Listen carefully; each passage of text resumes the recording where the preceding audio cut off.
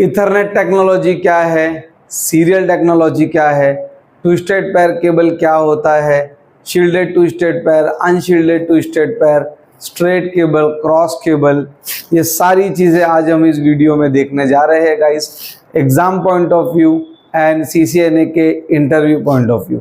तो चलिए शुरू करते हैं। तो लेक्चर नंबर 1 में हमने सीखा था लास्ट लेक्चर में कि लैन मैन वैन क्या होता है और इंटरव्यू में उसे किस तरह से पूछा जाएगा और कैसे आंसर आपको देना है। आज के इस वीडियो में हम ये सीखने जा रहे हैं कि CCNA में कौन सी 2 तरह की टेक्नोलॉजी है और उसके कौन से टाइप्स है, कौन सा केबल उसमें यूज़ होता है। तो CCNA 200-301 में आप 2 टेक्नोलॉजी के बारे में सीखोगे। एक टेक्नोलॉजी जो अभी चल रही है और एक टेक्नोलॉजी जो आउटडेटेड हो गई है। तो पढ़ा क्यों रहे हो? Just for the knowledge. So CCNA में 2 तरह की टेक्नोलॉजी के बारे में आप सीखोगे, इथरनेट टेक्नोलॉजी और सीरियल टेक्नोलॉजी। सो गाइज ये 2 तरह की टेक्नोलॉजी होती है। तो इथरनेट ये एक टेक्नोलॉजी का नाम है, सीरियल ये एक टेक्नोलॉजी का नाम है। टेक्नोलॉजी का मतलब अगर नेटवर्किंग पॉइंट ऑफ व्यू से अगर हम सीखें तो टेक्नोलॉजी का मतलब होता है ऐसी कोई भी चीज़, फैसिलिटी जो हमें मदद करती है एक जगह से दूसरी जगह कम्युनिकेशन करने में। ठीक है, तो मैं इसकी हिस्ट्री में आपको लेके जाता हूँ पहले कि ये क्या था, कैसे शुरू हुआ, ताकि आपको एक स्ट्रॉन्ग फंडामेंटल आपका एक तैयार होना चाहिए इंटरव्यू पॉइंट ऑफ व्यू। ठीक है, तो पहले क्या होता था जब ये शुरू हुई थी, सो इथरनेट टेक्नोलॉजी जो थी वो फास्ट थी। फास्ट मतलब जैसे 2 कंप्यूटर हम कनेक्ट करते थे तो इसके बीच में जो डेटा जाता था ना वो फास्ट जाता था। लेकिन प्रॉब्लम क्या थी इथरनेट टेक्नोलॉजी के साथ में कि ये लॉन्ग कवरेज नहीं देती थी।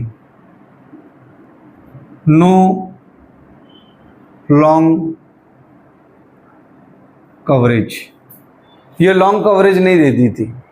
ठीक है, मतलब जब भी आपको दूर बात करना होता था मैन में या वैन में, तो वहाँ पे ये सपोर्ट नहीं करती थी। तो इसीलिए क्या होता था, जब दूरी बढ़ जाती थी, जब डिस्टेंस बढ़ जाता था, तो ऐसे केस में सीरियल टेक्नोलॉजी यूज़ होती थी।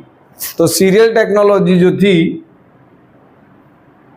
ये स्लो थी as compare to ethernet technology, लेकिन ये आपको लॉन्ग कवरेज प्रोवाइड करती थी।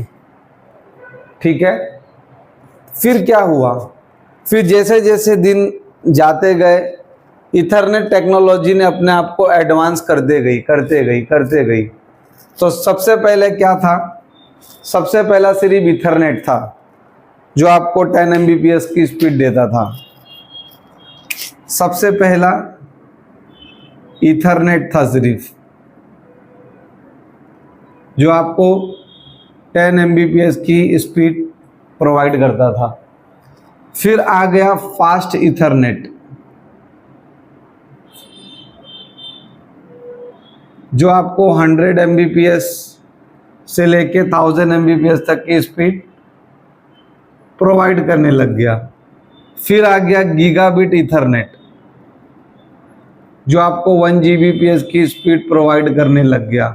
उसी तरह से आ गया 10 गीगाबिट इथरनेट, 40 गीगाबिट इथरनेट जो आपको 10 Gbps से लेकर 40 Gbps तक की स्पीड प्रोवाइड करने लग गया। फिर क्या हुआ, फिर इथरनेट टेक्नोलॉजी में एक बहुत अच्छी चीज़ आई जिसे हम कहते हैं फाइबर ऑप्टिक केबल। उसके बारे में भी मैं सिखाने वाला हूँ, don't worry. Fibre optic cable. फिर क्या हुआ, इथरनेट टेक्नोलॉजी जैसे जैसे दिन पास होते गए इथरनेट टेक्नोलॉजी एडवांस होती गई, फास्ट होती गई। साथ ही साथ इथरनेट टेक्नोलॉजी के अंदर में क्या हुआ कि फाइबर ऑप्टिक केबल जो है वो काफ़ी एडवांस होता गया। तो जिसकी वजह से फाइबर ऑप्टिक केबल की वजह से जो उसकी लिमिटेशन थी कि वो लॉन्ग कवरेज नहीं प्रोवाइड कर पाती थी, अब वो लॉन्ग कवरेज भी प्रोवाइड करती है। सो इथरनेट टेक्नोलॉजी अब फास्ट भी है और लॉन्ग कवरेज भी प्रोवाइड करती है। लैन में भी बात कराएगी, मैन में भी बात कराएगी और वैन में भी बात कराएगी। तो इसीलिए सीरियल टेक्नोलॉजी का अब ज़्यादा यूज़ होता नहीं है। तो CCNA में जिस टेक्नोलॉजी में हम लोग फोकस करने वाले हैं वो होगी हमारी Ethernet technology.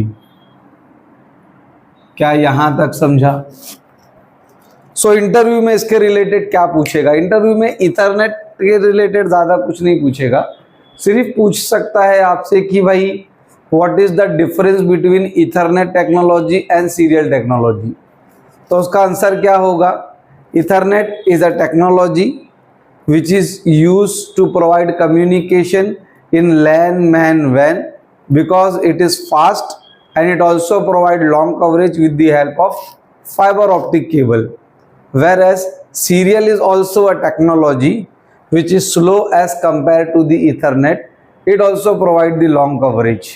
So but nowadays we are preferring Ethernet technology over serial technology because Ethernet is fast as well as it also provide long coverage than serial technology। ठीक है, तो ये आंसर आप इंटरव्यू में दोगे। और ध्यान रखिए, सीखने के वक्त हिंदी में सीखिए, समझने के वक्त हिंदी में ही समझिए, लेकिन जब इंटरव्यू में जाओगे तो आप लोगों को आंसर इंग्लिश में देना है, इंग्लिश में देना है। इंटरव्यू में हिंदी मत बोलने लग जाना, ठीक है?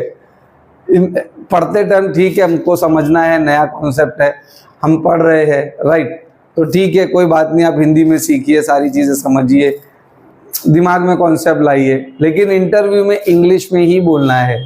इसीलिए जानबूझ के मैं इंटरव्यू का जो क्वेश्चन है वो इंग्लिश में बोल रहा हूँ और उसका आंसर भी इंग्लिश में बोल रहा हूँ ताकि आपको समझे, ठीक है, कि बोलना कैसे है। और नहीं समझा तो मेरी वीडियो को मल्टीपल टाइम रिपीट करना, तो आपको वो वर्डिंग्स मिल जाएगी और उसे बुक में लिख लेना, ठीक है? ऑल राइट, तो हमें फोकस करना है ईथरनेट टेक्नोलॉजी पे, ठीक है? तो क्या करना है ईथरनेट टेक्नोलॉजी में, क्या फोकस करना है? ईथरनेट टेक्नोलॉजी में हम इसके केबल्स के बारे में सीखेंगे, केबल्स, वायर्स, कनेक्टर्स, ठीक है? तो चलिए, और मैं कोशिश करूँगा कि मैं आप लोगों को इंटरव्यू पॉइंट ऑफ व्यू से अच्छा खासा तैयार कर सकूँ और होप मेरे वीडियोस आपको जॉब मिलने में थोड़ी आसानी दे।